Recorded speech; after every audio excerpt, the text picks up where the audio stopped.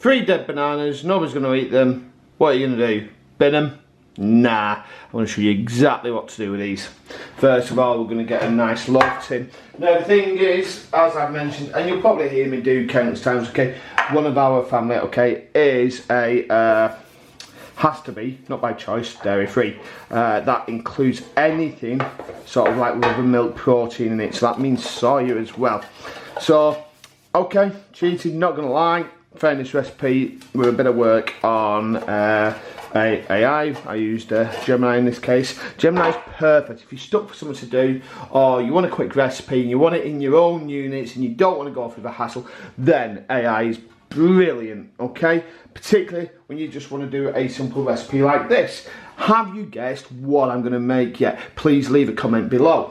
So there's our loaf pan lined, or greased, shall we say. I'm just going to dry my hands. And there's our bananas. So what we're going to do with these bananas, well, first things first, we're going to do this. We're going to get a bowl, and we're just going to plonk them in there. Okay, do that. And do you know the best thing you can do with bananas? Do you know what? The texture puts people off. Barbecue. If you haven't got a barbecue, slow roast. Cover them in oil, cover them in foil, not oil. Sorry. Cover them in foil. Roast them until the insides become quite, I wouldn't say snotty. Doesn't sound appealing, but trust me, it's delicious. Unsnotty, bit of grated chocolate on top, spread it up, and it's absolutely beautiful. We're not doing that today though. We're going to make some a little bit more robust, a little bit more filling. So I am going to just mash those bananas. The older the bananas for this recipe, have you guessed what it is yet?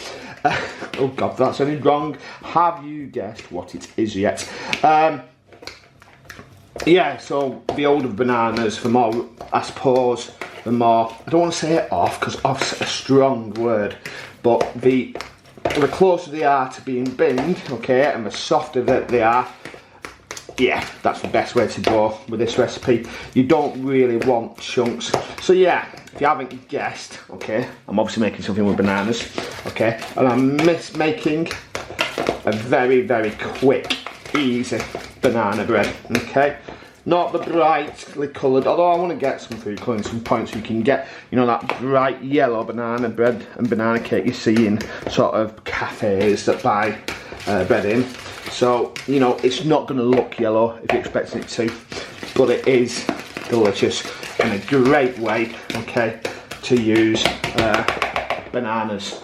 So there's our bananas. To this we are going to add, I believe, some egg, sugar and oil and vanilla extract. Now, I don't know if you like me, I don't even need to wear that yet. I'm going to turn that on though, because I do need it, and my scales are a little bit pernickety, so I'm going to get it working. Not quite. Oh, oh. Almost ended up with battery in the banana bread mix then. There we go. Okay, do that. Tear it so it's 0. There we go. So to that, we're going to now add, hopefully I've got some, yeah, there we are, some light brown sugar. We want about 100 grams of that, okay. So nice, 100 grams. Light brown is nice, okay. Adds a sweetness and a little bit of a hint of molasses, but not too strong. You know, you don't want that kind of, I suppose, treacle taste, do you, that you get with a dark brown sugar, okay. So I'm going to put about 100 grams in there, okay. There we go. So there you go. Oh, take a little bit of that out. Okay, that'll do. Okay, not going to waste that. That is all dry. So put that back in the bag. And to that, we're also going to add now 60 mils of oil. This is difficult, so I did actually have to look for this weight in gram. Vegetable oil, 60 is about 50 grams. We are going to add that. Okay. There's our oil.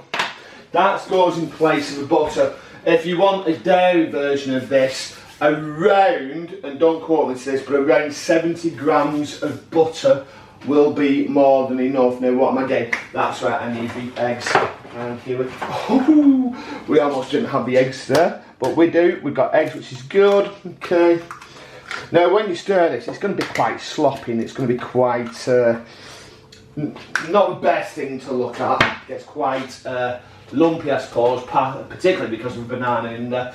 Now, I do have some vanilla extract somewhere. Can I find it? And everybody's there listening to me witter on while I try and find the hidden vanilla essence. I'm just going to do a splash of that, about a teaspoon, but I'm not, you know, I'm not going to measure it. I'm just going to do that, okay? And then we get on to the fun part, which we're just going to whisk it together, okay? Let's get rid of that for now, okay? So this is like the base, okay? This is where your flavour and your sweetness is going to come from. And what we're going to do, we're going to add to this some all-purpose flour, think baking soda, and a bit of salt. Okay, that salt helps to balance out that sweetness and highlight the flavours within the loaf. So that's basically the mix done. Okay, from that we're going to add baking soda, flour, okay, and everything else. Do I want to sift it? I suppose you're best. I mean, with baking, it is best to always follow a recipe. They always say when you're cooking, you know, go wild. When you're baking, follow a recipe. So that's exactly what I'm going to do. Okay, and this recipe calls for 200 grams of flour, just normal, all-purpose flour. That's perfectly fine. Okay, 200 grams. Come on. Ooh.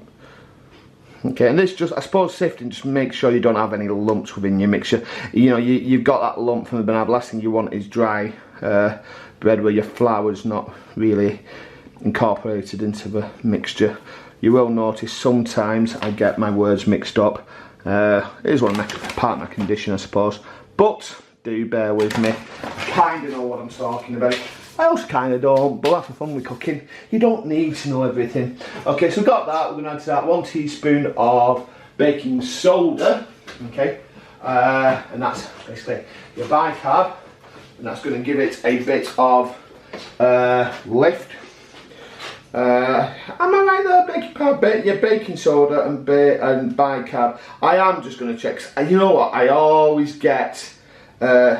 Yeah, baking soda. I always get mixed up. I think, is that talking about baking powder? And if they're not, why aren't they just calling it bicarb of soda?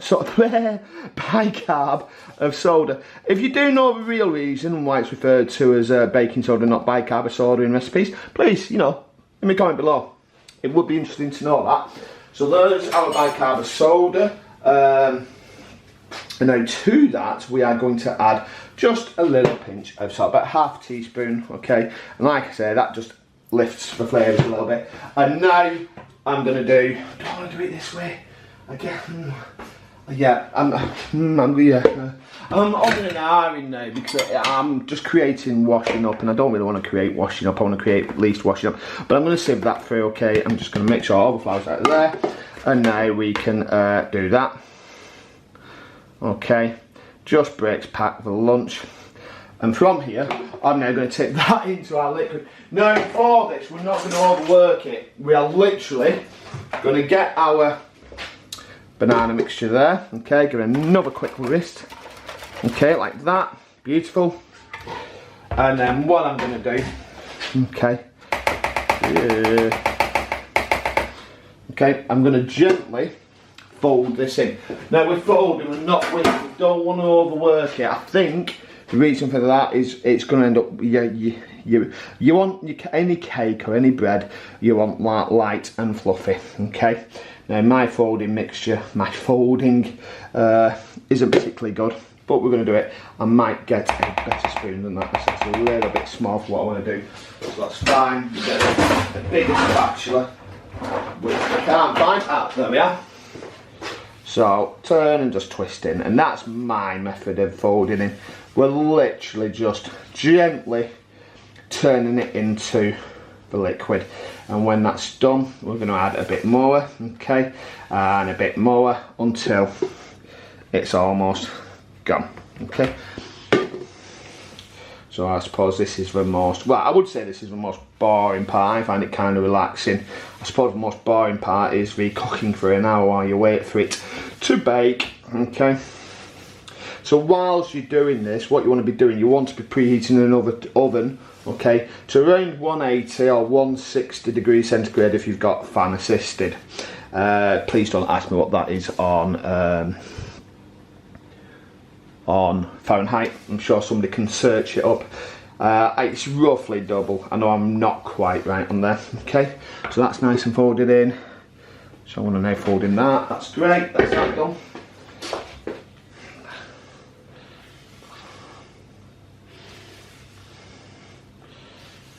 And you've got this now thick mixture. I'm still being overly careful to not whisk it together. Okay, I'd like, it's been a while since I've made this. I certainly haven't made a dairy-free version of it. Okay, it's been a while, but I'm hoping this comes out nice and fluffy. Okay, so there we go. And you know the best thing about this? It's a 10-minute recipe. Okay, really doesn't take that long. In fact, let me have a look. Well, 11 minutes, and that's with me jabbering on and finding and losing things. So, you know, you make lots of ingredients. This can be done in 10 minutes. I'm filming, it's just a little bit more time involved on that. But that's it. Obviously, you've got to wait for it to bake. But in terms of what we call active time, okay, you're looking 10 minutes. So all I'm going to do now, I'm going to place that in my loaf pan, which has been pre-greased. Okay, obviously I've used oil, but a little rubbing of butter. I know some people like to add a flour dusting, and helps it do that a little bit more. I suppose I should have done that. I didn't, but yeah, you can always line it with flour and oil. Okay, now that's a little bit not folded in, that's fine. Okay, so I'm not happy with the presentation. It's not even cooked yet, but I'm not happy with that little bit of mess. So I am literally just going to clean that down. Okay, and then I'm going to shove it in my oven for somewhere between 45 and 55. This is the thing, isn't it? Everybody's ovens are different, but the way to have it's cooked is after that, you know, take 45, if not 55. Stick a skewer in the middle. If it comes out clean, maybe a knife's even better. If it comes out clean, then you know it's done. I'll see you on the other side. In the oven it goes. Okay, it's been resting for 10 minutes. I might be getting in there a little bit early, but who cares? This is lovely. It's not as wide as I wanted it. Oh, it's not as wide as I wanted it to be. I think that's a lot to do with the size of the pan I was using. But I don't know if you can see that. It is very bouncy, and that's exactly what I wanted. So I suppose, as they say, it's a moment of truth. Let's see what it's like inside.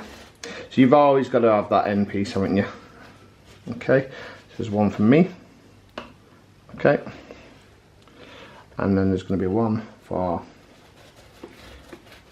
my partner, and then of course, oops, that's still a bit hot. A lovely one from the centre. And there you go. Oh, I'm going too far again. And there you go. An easy to use, easy to make, easy to use, easy, I said it again, easy to prepare, easy to cook, delicious way to use old bananas. See you next episode. As usual, don't forget, wherever or whenever you are viewing this video, please give it a thumbs up, share and subscribe. Click the links to the right to see some more of my beautiful, delicious recipes. Give that notification bell a ring to be informed of future content. And last but not least, comment below what's on your plates.